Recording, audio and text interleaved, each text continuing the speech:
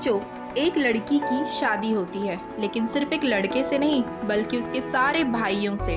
सुनने में ये किसी फिल्म की कहानी जैसा लगता है, लेकिन भारत के कुछ पहाड़ी इलाकों में कभी ऐसी परंपरा सच में मौजूद थी। इसे लोग द्रौपदी प्रथा के नाम से जानते हैं। लेकिन क्या इसका कनेक्शन महाभारत की द्रौपदी से है? ये प्रथा शुरू कैसे हुई और इसके पीछे वजह क्या थी? और सबसे बड़ा सवाल, क्या आज भी ये प्रथा कहीं चलती है? तो आज की वीडियो में हम इसी की पूरी कहानी जानेंगे। सबसे पहले एक बात क्लियर कर देते हैं, द्रौपदी प्रथा कोई ऑफिशियल या लीगल नेम नहीं है। इसे इंग्लिश में फ्रेटर्नल पॉलिएंड्री कहा जाता है। सिंपल लैंग्वेज में इसका मतलब है एक ही औरत की शादी एक ही परिवार के कई सगे भाइयों से होना।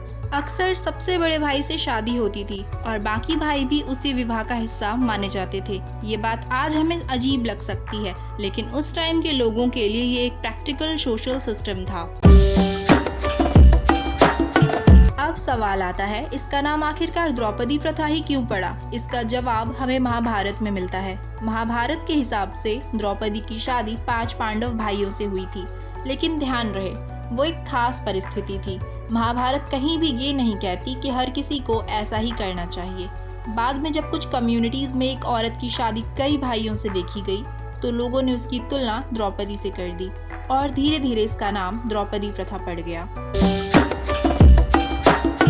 अब ये मत सोचना कि पूरे भारत में ऐसा होता था, बिल्कुल नहीं। ये प्रथा सिर्फ कुछ पहाड़ी कम्युनिटीज तक ही सीमित थी, जैसे कि हिमाचल प्रदेश के कुछ गांव, उत्तराखंड के कुछ इलाके, लद्दाख और हिमालय के कुछ ऐसे दूर दराज के रीजन्स। यानी ये एक रीजनल कस्टम था, ना कि पूरे भारत की परंपरा।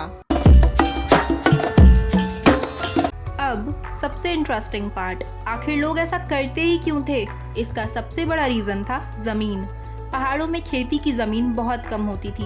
अगर हर भाई की अलग शादी होती और सबको अलग हिस्सा मिलता, तो हर जनरेशन के साथ जमीन छोटे छोटे टुकड़ों में बंट जाती। इसी प्रॉब्लम से बचने के लिए पूरे परिवार के भाई एक ही पत्नी से विवाह करते थे। इससे प्रॉपर्टी भी एक ही फैमिली के पास रहती थी और घर भी जुड़ा रहता था। दूसरा रीजन था पहाड़ों की मुश्किल जिंदगी। कोई भाई खेती करता, कोई पशु संभालता था, कोई दूर जाकर व्यापार करता था। ऐसे में पूरा परिवार मिलकर जिम्मेदारी निभाता था। तो क्या इसमें औरत की मर्जी होती थी? ये सवाल बहुत इम्पोर्टेंट है। सच ये है कि हर कम्युनिटी अलग थी। कहीं औरत को फैमिली में रिस्पेक्ट और इकोनॉमिक सिक्योरिटी मिलती थी, तो कहीं उनके ऊपर बहुत सारी जिम्मेदारियां भी होती थी। इसलिए इस प्रथा को सिर्फ अच्छा या बुरा कह देना हिस्ट्री को ओवर सिंप्लीफाई करना होगा। उस जमाने की सोशल और इकोनॉमिक कंडीशंस को समझना भी जरूरी है। आज के टाइम में ये प्रथा लगभग खत्म हो चुकी है। Education, modern laws, women's rights और बदलते सोशल वैल्यूज की वजह से ऐसी शादियां बहुत ही रेयर हो गई है। आज भारत में ऐसे विवाहों को कानूनन मान्यता नहीं मिलती। तो दोस्तों, द्रौपदी प्रथा का महाभारत से नाम जरूर जुड़ा है, लेकिन इसका जन्म धर्म की वजह से नहीं बल्कि उस वक्त की सोशल और इकोनॉमिक जरूरतों की वजह से हुआ था।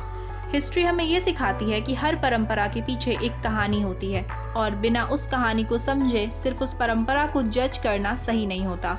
अगर आपको भारत के ऐसे ही अनसुने इतिहास और रहस्यमय टॉपिक पसंद है, तो इस चैनल को सब्सक्राइब करना मत भूलना। मिलते हैं अगले वीडियो में एक और दिलचस्प इतिहास के साथ।